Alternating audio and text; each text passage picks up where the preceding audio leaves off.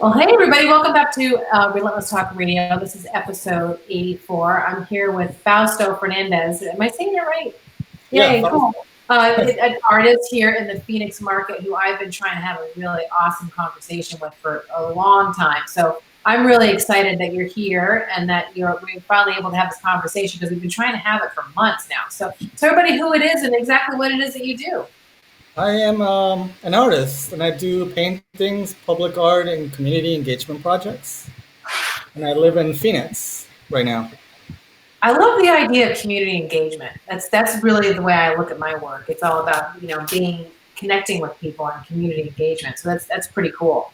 Now Yeah. you've been living here in Phoenix, but you've also had studios in El Paso, Texas, right? Well, Or no, near it's Anthony, New Mexico, which is actually near El Paso, right? yeah, it's kind of complicated, I guess. I was born in El Paso, Texas, but I grew up in Juarez, Mexico for 25 years. And I moved a lot since. So I lived in Mississippi, Minnesota, Phoenix 10 years, LA 2.5 years, and I lived in Anthony, New Mexico for 2 years, and I'm back in Phoenix 3 years. So Cool. So we were talking earlier about well, first of all, the first question I want to say is, so you are an actual working artist. You have been making working art and making a living at art for many years, correct? 11 years, yeah. So Mhm. you are in business of being an artist. You're an art business person. Art is your commodity. And I think that I make a point of saying that to people because I think sometimes folks think that being an artist means that you don't I'm trying to reset. Okay, there it goes. That you're not in business. That somehow it's it's not a business being an artist. But if you're making a living as an artist and you're collecting money, you actually are in business, right? Yeah, yeah, and I never intended to become an artist, actually. It was never my goal. I never thought it, Really? I never thought it would be possible. I mean, I just didn't try, really. I've always been making art for fun, and I just love making art. But it just happened in 2008, I think, when the economy collapsed. I mean, just like we are right now. Uh, Right. right after I lost or I had to let go of my condo because in 2008 when the economy collapsed, and I decided to quit my job too back then. And what were you So doing for work back then? I was working as a preparator, which means an exhibit specialist at museums installing exhibitions. So I used to work for Arizona State University Art Museum, and I worked at Yep. the Heard Museum, and I did a lot of museum work. And But is yeah, that Bill Dambrova? what's that? Uh, Um, Bill Dambrova is also in the museum space. Yeah, And you that's guys how. work together a lot. Did you ever work together in that capacity? When I moved to Phoenix, Bill hired me to work for a week at the Heard Museum. I So, love it. so That's that's awesome. Bill and I became friends working at museums. Yeah, at the It's hard Heard. not to love that guy. He's just a Yeah, super, super duper nice guy. So you yeah. were actually kind of more in the technical business piece of things, and then as things progressed, the downturn in the economy actually made you start making more art with the intention of selling it or just to make it. Oh, no, I think it just always to make it. I mean, the money. It's hard to think about the money. You don't really know how you're gonna make money. Yeah, But it's always about making the art first. I mean, right. and then we get lucky if we make money with it. But yeah, I didn't intend it to happen, and it's been 11 years. So uh, What do you think the biggest lesson you've learned about being in business? Because you're kind of an accidental business person. what are some of the things that I learned? Is that what you're asking? Yeah. Well, I'm now learning how to manage my business with more people. Like now, I have with public art projects, they give me a budget that I have to manage, and then I have to hire contractors, and I have to do budgeting, and I have to write 1099s and all that stuff. So I'm learning how to do all that stuff right now. So this is an example. Can you see on the screen what I'm showing people? Yeah, This is an example of the work that you did at the Phoenix Airport. that was my first permanent public art project, and that was for. I love, Yes. love, love, love, love, love, love Thank that you. work. It is so amazing. It is I amazing. walked through there and been like, wait a minute, who did this? And then I found out it was you, and I thought, oh, I've got to have that kind of show. So it really, really 5 amazing. years from beginning to end. It took 5 years. When I got hired, go ahead. Which terminal is that in? I forget now. It's on 44th Street in Washington. It's the train station. So it's not at the airport terminal. It's at the SkyTrain station. Okay, that's where it is. Okay, cool. Mm-hmm. Wow. Yeah, it's pretty funny how you see stuff, you can't remember where it is. I'll have to go visit it again. But I remember walking through it going, oh my gosh, how cool is this? Yeah, it's pretty Phil awesome. is also doing, he's currently working on one now, isn't he?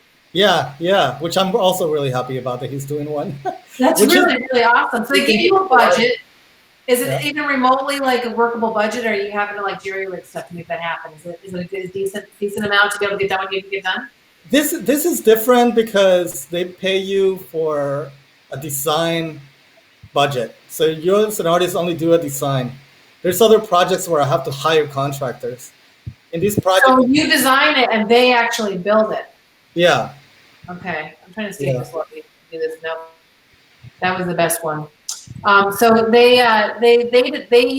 design it and they build it. So how cool is that when you walked in there and saw it like actually physically done? Did you got a chance to watch it being built as the time went on, right? I mean, I have to say that yes, the experience of seeing it finished is incredible, but the process of getting there is more incredible. Incredible? Tell me why. It's like I was working with Advanced Terrazzo, the company that built it, and just going through the process with them and seeing it getting built and the hours that it takes and the amount of people that are working on it. It's pretty spectacular, and there's a lot of these people are very experienced, like professionals, like the architects. I think it was called HOK that were in Santa Monica. HOK, Advanced Terrazzo, just seeing all these people working on their skills and my skills together, we make all this come together.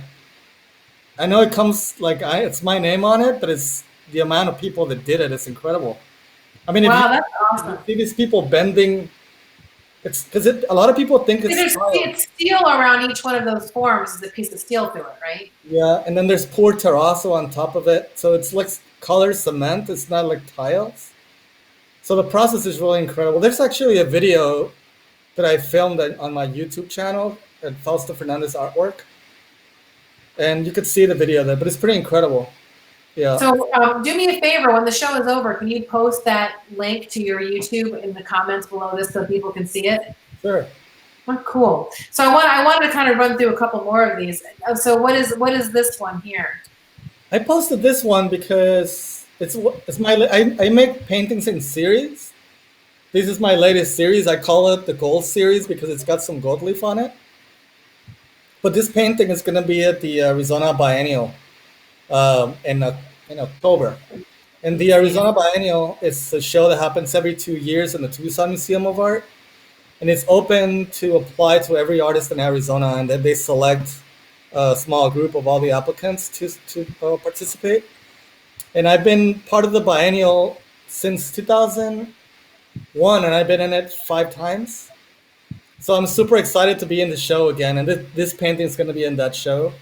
How big is it again? Did you say? What's that? How big is it? Did you say how big it was? No, the painting is 4 feet by 9 feet, I believe. So it's really big. And what medium do you use? It's acrylic, collage. This one in particular has how do you call it? Like I burn it on fire. So it's got some. So that black spot in the middle there is been seen. Gunpowder. I put gunpowder on there. and then it just kind of exploded on there. Wow, how cool is that? Yeah, and then, go ahead. I'm liking that we can do this four screen there. I can see it a bit bigger. So I can see the similarities between this one and the what's this one called? The one that's in your Tucson show? Oh my God, the names! I didn't prepare for the names. They're usually really long names. It's like So do they have stories behind them, or are they just? Yes, all of them do. Like the painting on the left, the one that's the gold series, Yeah. that's inspired by my time that I used to work at the Herd Museum, and we used to get a lot of Navajo rugs to be cleaned in to get into the collection. So where my studio is right now, there's a shop next door that cleans a lot of rugs, and sometimes a couple of times we got Navajo rugs from just personal collections that people probably use at their homes, Right. and they came in really bad shape. And I've never seen Navajo rugs treated so badly. So I started thinking about these rugs and this feeling of feeling like, oh my God, I can't believe these people mistreat their rugs, Navajo rugs. So I wanted to create a series that were inspired by the rugs, but I also wanted them to be feel like they're being ripped apart or burned, or I just wanted to like damage it. So when I'm making these paintings, I'm basically painting, spending all this time painting it, and then I damage the painting. So the idea is that by filling them with gold, they remind me of the Japanese, um, forgot how you call it, but the theory that the broken pottery, you fill it with gold. You know what I'm talking Yeah, about? yeah, yeah. I do, and it just skipped my mind. But basically, they believe that broken things have more value because then they become truly one of a kind. And then Yes. when they break them, they put them back together with gold, and I forget the name of it. But it's not wabi sabi. That's They're painting. close. That's painting a mistake in advance, which is what I do. This is something different. I can't remember the name of it, but I'll put it in the comments below. We probably both will. We'll remember when we're done talking. But it's an Yeah. amazing process of. I love that the brokenness of things. I think it ties in with what we're talking about today as far as choosing life over the alternative, right? Now, what's the other one? The other one with the four. The other ones, they're a new series also from last year, and they're the first time that I used that kind of minimalist black color on the background. Yeah, And the idea is that a lot of my work in the past had a lot to do with uh, society and how we navigate society. So a lot of these things have maps on them, for example. They're all metaphors to relationships. So the maps, for example, maps and architectural drawings are places that we live in that were created by somebody else for us to live in. So we know we live in a society that was created by others, basically, and it's a community. We kind of help each other to live in society. So it's a metaphor to relationships, and that also mechanical objects. You see, like airplanes and machines and things like that. They don't function unless we apply force to them. So these inanimate objects don't function. They're incredible. They made us fly. They do incredible things for us. But at the end of the day, we control these things. And it's only a metaphor to that because in relationships, sometimes we do things for others that we wouldn't do for anybody else. I don't know if you've ever had that feeling that you just kind of maybe love somebody and you just feel like you can't control yourself. And that yeah. gave me the idea to make mechanical relationships paintings. So I use a lot of machines. They're all just metaphors. Wow, Yeah. loving it. And so like in that and so the black, it's basically overpowering my ideas of the past. So it's like a shadow going over my past ideas. Because for a long time I talked about relationships in my work, but I think I moved on from those ideas. Like it just kind of became a formula, and I was explaining the same thing over and over, and I no longer felt it was true. So it was just a way for me to erase my ideas of the past. So I started using these black monoliths, and I think they're it's very powerful because it makes the form even more apparent because the nothingness of the black makes the form even more yeah. because of the contrast. I think I love them. They're wonderful. How about this And other one here? The one with the big. That's a big piece. It's probably 4 by 12, right? that is, I think it's 6 by 12. Yeah. And well, the one I was gonna say, the ones on the black, they're Mm-hmm. all titled after Aztec gods because they represent power. So each element on the painting represents a different god. So like the second painting that's got the gradient of gray to black, that's like Yeah. they represent like the god of darkness, for example, or like the god of water. Like there's a machine, like, and so they all represent. There's like a whole series of them. So they each pair into a different god. So and then I think one of the things when I did my first Art of Fearlessly Doing Business series, I had a gentleman say, and it was surprising to me because all the folks that I interviewed in that series were affluent. And he said to me, Michelle, I never realized art had a story until it was my story. interesting. Because what I do is I tell stories. I have an interview that tells a story, and then I do a blog with key takeaways. And the interview and the blog inspires a painting. So there's pieces behind me that are inspired by people, right? Oh, yeah. So it was surprising to me because as artists, we know that the forms that we're making don't come out of nowhere. They're conjured up in our minds. And even if you're doing a portrait or a landscape or a realistic something, there's still a story behind how it's made, but especially with abstract art or art that has an alternative form than just drawing a flower, right? Although George O'Keeffe took that to a whole other level. I think a lot of people don't realize that abstract art has a story. Yeah, absolutely. They all have a story. It doesn't come out of nowhere. So what is this other one here? That's a painting that I had in my gallery in Santa Fe, Turner Carroll Gallery. It's right now in my studio in Phoenix. But just like you're saying, the stories in my work about 7 years ago, my work was like really clean lines, very clean shapes, very perfectly painted.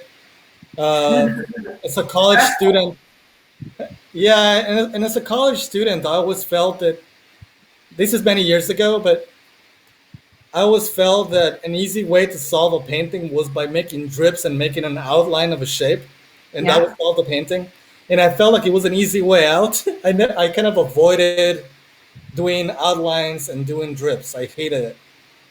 So I started going into the opposite direction. I don't know if this is like a psychological thing, but sometimes you just kind of have to go the opposite to explore it before you start judging it. Right. So I started purposely breaking that mold of mine of making things perfect, and I started scratching, throwing paint at it, even though it bothered me. But then somehow you make it work. And this is one of like life. Exactly. Yeah, it is like life. I mean, that's how I see my work. We all want to have everything totally organized, and then a little pandemic knocks the cheese off our cracker. I mean, it really is not. Life is not predictable. Yeah, and I don't know if this is true for everybody, but I feel that maybe, at least for me, because you were asking me earlier about the pandemic and how we're going. Right. That leads me to my question. What are you doing during these times to keep yourself choosing life as not getting caught in the weeds? Before I jump into that question specifically, I just feel that as artists, we're constantly thinking about these topics always, so that we can make paintings. So these topics don't come to us out of nowhere. Like, yeah, the pandemic is happening right now, but like we think about solitude, we think about society, we think about family all the time, in our stories, in our work all the time. So in a way, we're kind of psychologically prepared to for all these questions. It's not like it's not about depression, but like if I decide that I'm not uncomfortable with clean line paintings, and I want to feel different, then I'm gonna do the opposite on my paintings. So my angst, my anger, my happiness, my all of that goes into my work. And so I don't feel that I have to vent out of it to anybody else, because I feel I'm exploring my personality by creating my work. So I really think that as artists, we do have in one way, I think there's probably a predisposition to depression in the arts community. Yeah. On the other level, I think that because we have a creative outlet, in some ways, COVID's been easier in some ways for us, because for us to go into our studio and work is a blessing, to be in isolation so you can work and think and move and do is a blessing. Whereas some people, that's not so much the case, and they don't have the rich emotional internal landscape to calm themselves down in a way. Yeah. I could tell you that around May, I had a lot of deadlines. And I was stressing about driving to Santa Fe, driving back, shipping stuff to Austin, and shipping things to Dallas. And I had like all these stuff. And when this happened and everything got canceled, I kind of felt a lot better and relieved. Right? Yeah, like I don't need to actually, it's true. I just made a decision. I have a series that I'm doing this year called Micalizzi Rides, where I'm documenting replacing my Harley Davidson. Her name was Ruby. And the series is called Replacing Ruby. And I'm creating a social opportunity for people to experience motorcycle culture, but those experiences will inspire things. So I was planning on riding to Sturgis this year and documenting that journey, and then having that journey inspire a series of paintings. Oh, yeah. And I made the decision not to go to Sturgis because of the risk this year. And so I think as an artist, it makes me go, okay, as a business person, as an artist, I think it's the same thing. Yeah. I use different tools, but it's the same thing. It's a creative process to come up with how will I get the experiences to make the paintings. Because for me, the paintings are contingent upon a brand new experience. Yeah. And for the experience, that creates thought in my mind and things to consider, and then a painting occurs from that. So I think that, we have to switch courses, but after I made the decision not to go, I did actually breathe a sigh of relief, because I thought that the trip to Sturgis would be very stressful under these circumstances. I would have done it, but it would have been stressful. So I can relate to your... I've had a lot of ups and downs too, but I've always had a way to move on from the downs. How do you do it? No, but it's not like a formula. It's more like when you get there, then you have to think about something. So, as you were talking about traveling, for example, I went on a 2-month road trip by myself. And I photographed a lot of things, and that created a whole different series of paintings that we'll call the Crowd series. And the trip was incredible. I mean, anybody that would think that I wouldn't driving for 2 months would think I want to do that, maybe, or maybe not. But the story of why I went on a 2-month road trip, it's because I found myself in between renting one place and renting the other, and I was stuck for 2 months without a place to live. So what I did was I just kind of went driving by myself for 2 months. I mean, quite frankly, I almost did that. I came pretty close. When I made the decision between the last place I was staying and buying the next place, I thought, well, why don't I just get an RV and go do my thing for a couple months? I really considered that. I think a lot of people are doing that, as a matter of fact. The RV market right now is just, they're making they're selling everything they have in a lot, but they're not manufacturing new RVs. So I think a lot of people are thinking and doing that right now. And I think it's a smart idea. I would have done it had it not been for the risk of doing it. But it took 2 months, and it probably had a most amazing experience. It was incredible. And also when I lived in LA, my rent was getting so expensive, and I just kind of felt like I needed a little bit of a break. So I took an opportunity to do an artist residency for 10 months in New Mexico, in the Border Art Residency, which my sculptor professor at UTEP started. It was an incredible experience, and it was in the middle of nowhere almost. Well, not like 40 minutes away from the city. And I took that opportunity because I wanted to go back to where I'm from, basically, like El Paso, Texas, the border with Juarez, Mexico, and all that stuff. So I felt like I wanted to go back to where I was raised. And after 16 years after I had left, my independence, and I just wanted to explore that, and ended up staying an extra year in a house nearby there, which you were talking about depression earlier today.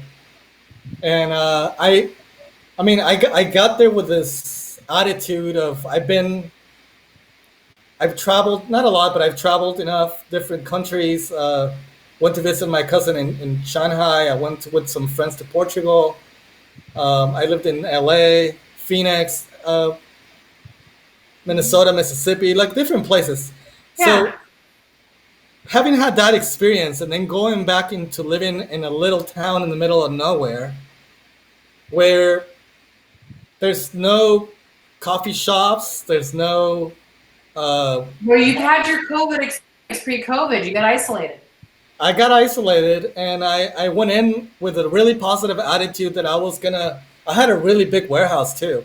And I felt excited to work on it, but like I didn't anticipate the heat, the bugs, the weather. There was a lot of things of living in the middle of nowhere that they just don't fit. Yeah. And I started to feel anxiety. I started to get caught into this everyday life of quietness and frustration without having my friends there. Right. So I think at the end of my 2 years there, I was just I honestly, and I hate to say it like this, but I wasn't going through like the depression, but I could understand why people would get so depressed and commit suicide. 100%. Like I feel like my experiences that have been really great experiences away from that keep my mind sane in knowing that there's better things out there than my solitude. Because I was going crazy there, and I applied for at the end, not at the beginning. Yeah, yeah. I applied for to do an artist residency in Miami. So I moved to Yeah. Miami three 3 months, and I was there doing Miami Basel. Yeah. Wow. You went from nowhere to Miami Basel. Yeah, I could tell you the moment that I got to Miami, I felt like I'm not crazy. Like life is Right. incredible. Like I'm surrounded by artists again. I'm drinking at the bars. I'm talking to the girls. Like I'm Yeah. doing all this cool stuff again. And I felt like I needed to get out of there. So when I finished the residency, I went back and I had a big job to do in LA. So I went back to Phoenix because I had a lot of friends here. So it was no question. Yeah. So I think what you're saying is important. I mean, and I think as a lot of us are experiencing extreme solitude right now, and solitude is, especially if you have any kind of addiction issue, isolation is like the worst thing you could do. So there's an awful lot of things you can do online. Like right now, you and I are having a live conversation on Facebook, right? And we've gone 8 minutes over. It doesn't matter.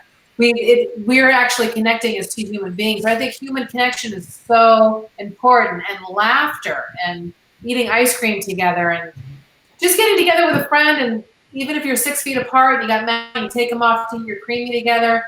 Just going and doing some things that get you with people. But if you can't get the house and you have some kind of health condition that makes you stay completely isolated, then there's always Zoom conversations or conversations like this one, which we're live on Facebook. But connecting and being with people, I think, is very important.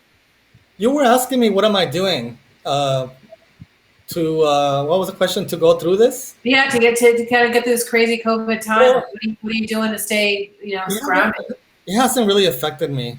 I I mean everybody's got a different life. So I am a full time artist. So my studio is not where I live. So I have to Right, drive to my studio every day. In my studio, it's inside of three businesses. So there's people around me at all times. We're not together, but there's like you have some activity happening. there's a lot of activity. There's an Ironwood Mills next door who's building furniture, and there's people constantly coming in and out. There's a business next door, Organic Living, which I see them all the time, and then there's a yoga studio which is not open right now, but Right, they're doing video. So I'm right, surrounded by people. We're not together, but I see them all the time. yeah. I'm still working on public art projects, and I have to You go out. have something coming up at the Mood Room coming up, right? With through Art Oh, Life. yeah. Oh yeah, Bill Dumbrella and I. Bill and I were scheduled to have a show at Smoka, not Uh-huh. Smoka, at the Scottsdale Public Art at the library, but with COVID it Right. got closed. So we were preparing for that show, and unfortunately got canceled. So we're gonna move it to the mood room. It starts in August. What is it? Next week. Next week, sometime. But the opening is gonna be on third Friday. Oh, that's So awesome to know. And is it happening virtually or is it actually happening as an event? it's actually happening, but we're not gonna have a big opening. We're just gonna have it like on appointment. An So, appointment only kind of deal. And then you yeah, have the biennial, which is in Tucson, which starts in the middle of October. in October. Yeah, Yep. So you've yeah. got two really big things going on. You have some public art projects that you're working on too. Is there any other projects you're working on? I just finished my public art project for the Helios Educational Foundation, which is on 32nd Street in Camelback, next to the LA Fitness that used to be right there. It's an Yeah. incredible, beautiful sculpture, and I worked on it for a year and a half with icon fabrication. Some kids from the Tempe School of the Arts helped me break some tile. It's floating above an entrance. It's an incredible piece. I'm really proud of it. I haven't shared it much because it's not. Uh, I think I don't know. I didn't send you a picture, but it's done, and it just needs to be cleaned, and it'll be cleaned next weekend, and I'm done, and it's amazing. Oh, And it's amazing. I'm working on another one right now in Avondale, and this it's a new development called Alamar. It's like yeah, I guess you'll have to see that later. But Yeah, I'm definitely grateful. make sure you share stuff with me so I can shout you out. No, I have this is the same thing happened with Bill. Bill and I went on too long too. I love talking with fellow artists. We literally talk forever because it's just art really is about sharing ideas and communicating thoughts and feelings and there's a lot of conversation around being an artist. I think people who aren't artists don't think that to be true, but we could talk for hours about your art. I'm really grateful that we had an opportunity to start the conversation. I hope we'll talk again. Yeah. And I really appreciate you coming on. People can go to your website at faustofernandez.com if they want to see your art, buy your art. We'll accept checks for work that's for sale, right? Yeah. Is there work for sale on your website? There's a list of works that are for sale on my website. Yeah. There's That's a link. awesome. Yeah. There's a link. So do me a favor, keep me posted on what you have going on, and I'll always make sure that I'll shout out your openings, especially if they're with Bill, because I think he's just a cool cat. Thank So you. I really appreciate your time. Thank you very much for Thank hanging you, out with me today. And keep me posted, okay? Sounds good. Thank you very much. Take care. Bye. All right, guys, so that's episode 82 of, it's 82? It's 84 of Relentless Talk Radio. It's been a really awesome afternoon talking with Angela and Fausto, and I look forward to seeing you guys here next week on the same time, Tuesday, 2:30 here at Relentless Talk Radio. All right, guys, thanks a lot. Take care.